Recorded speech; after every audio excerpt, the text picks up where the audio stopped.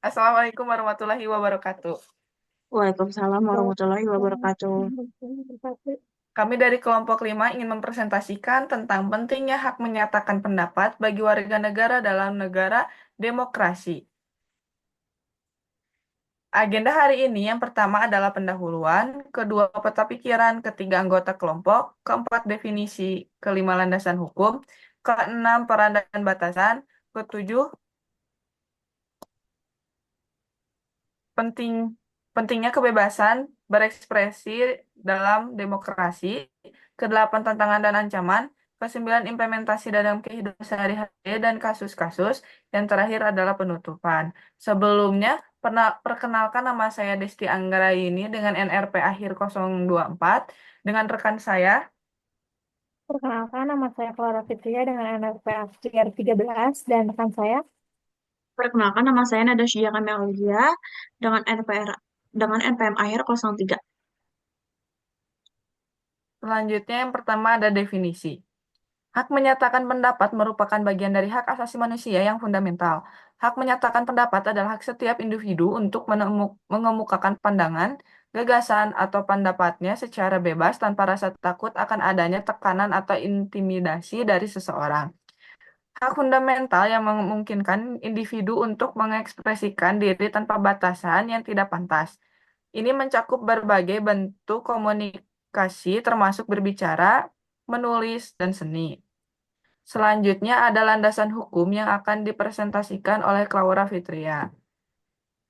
Landasan hukum ini berfungsi untuk melindungi seseorang yang menyatakan pendapatnya di depan umum dari tindakan diskriminan atau tekanan dari pihak luar, yaitu satu Pasal 28H ayat 2 menyatakan setiap orang yang berhak mendapatkan kemudahan dan perlakuan khusus untuk memperoleh kesempatan dan manfaat yang sama guna mencapai persamaan dan keadilan.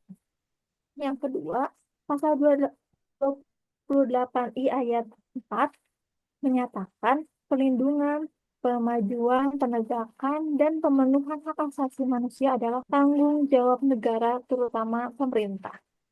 Yang ketiga, pasal 28 dan pasal 28E ayat 3. Setiap orang berhak atas kebebasan berserikat, berkumpul, dan mengeluarkan pendapatnya. Yang keempat, pasal 28I ayat 5 menyatakan untuk menegakkan dan melindungi hak asasi manusia sesuai dengan prinsip negara hukum yang dekromatif, maka pelaksanaan hak asasi manusia dijamin, diatur, dan dituangkan dalam peraturan perundang-undangan. Yang kelima, amandemen keempat pasal 28E ayat 2 berbunyi, setiap orang berhak atas kebebasan meyakini kepercayaan, menyatakan pikiran dan sikap sesuai dengan hati nuraninya.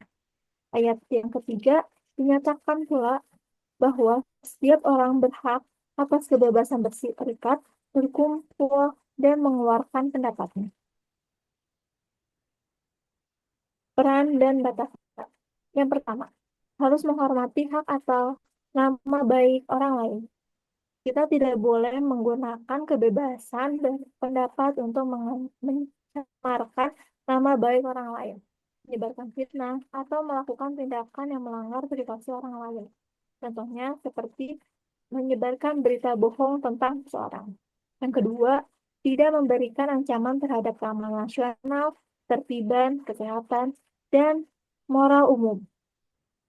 Kebebasan berpendapat tidak boleh digunakan untuk mengancam keamanan negara, mengganggu ketertiban umum, menyebarkan informasi yang dapat merusak masyarakat, atau merusak moral umum. Contohnya menyebarkan propaganda yang bertujuan untuk memecah belah suatu bangsa.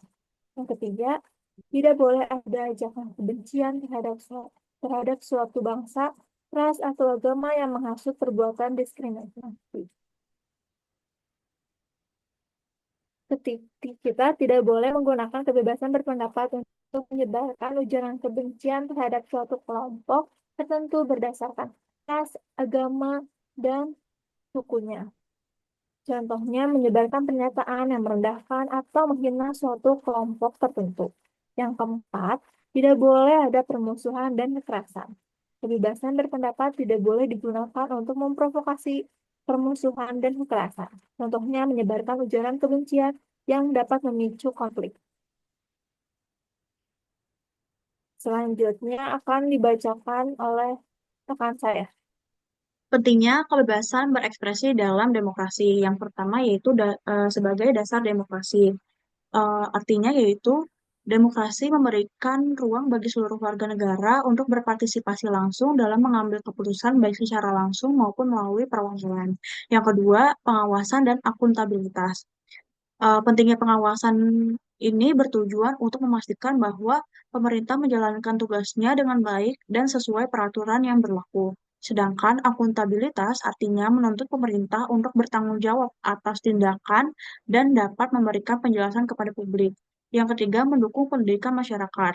Artinya adalah melalui kebebasan berpendapat ini, masyarakat dapat berkontribusi pada diskusi publik di mana masyarakat dapat mengembangkan diri dan meningkatkan daya pikir kritis terkait masalah-masalah serta solusi-solusi yang dapat diambil dari masalah-masalah tersebut. Yang keempat yaitu mengembangkan budaya dan seni. Melalui kebebasan berekspresi ini, setiap individu dapat mengekspresikan diri mereka secara kreatif. Next, tantangan dan ancaman. Tantangan yang pertama yaitu hoax dan disinformasi. Contohnya seperti internet dan media sosial yang mempermudah penyebaran informasi yang tidak akurat yang bisa mengancam stabilitas sosial dan politik. Yang kedua ada kebebasan pers, yaitu menyebarluaskan informasi tanpa adanya campur tangan dari pemerintah atau pihak lain yang berwenang. Yang ketiga ada pengawasan dan sensor, eh, yaitu upaya pengawasan yang berlebihan dari pihak berwenang terhadap berbagai platform media. Yang keempat ada kekerasan dan intimidasi, yaitu beberapa individu atau kelompok mungkin menggunakan kekerasan atau intimidasi untuk mencegah orang lain dari menyatakan pendapat mereka. Yang kelima ada pengaruh politik dan ekonomi, yaitu kasus korupsi dan pengaruh ekonomi yang kuat bisa menghambat kebebasan berpendapat. Kemudian ada ancamannya. Ancamannya itu yang pertama ada gerakan radikal dan ekstremisme, yaitu ancaman ini mengacu pada kelompok atau individu yang memiliki ideologi ekstrim atau cenderung menggunakan kekerasan untuk mencapai tujuannya. Contohnya kayak terorisme. Yang kedua ada kedaulatan negara, yaitu hak penuh suatu negara untuk mengatur urusan dalam negeri tanpa campur tangan dari negara lain. Contohnya kayak penjajahan, kudeta, dan upaya mengubah sistem pemerintah secara paksa. Yang ketiga ada keadilan dan hukum, yaitu eh, ancaman terhadap keadilan dan hukum yang berupa tindakan melanggar hukum. Contohnya seperti korupsi, kekerasan, penyalahgunaan kekuasaan, diskriminasi, dan lain-lain. Next, Selanjutnya ada implementasi dalam kehidupan sehari-hari. Yang pertama, diskusi publik, kedua komunitas dan organisme non-pemerintah, NGO. Yang ketiga ada protes dan demonstrasi. Keempat ada jurnalisme dan media. Yang terakhir ada media sosial dan platform digital. Sekian dari kelompok 5. Terima kasih atas partisipasinya. Mohon maaf bila ada salah kata dan salah ucap. Sekian. Assalamualaikum warahmatullahi wabarakatuh.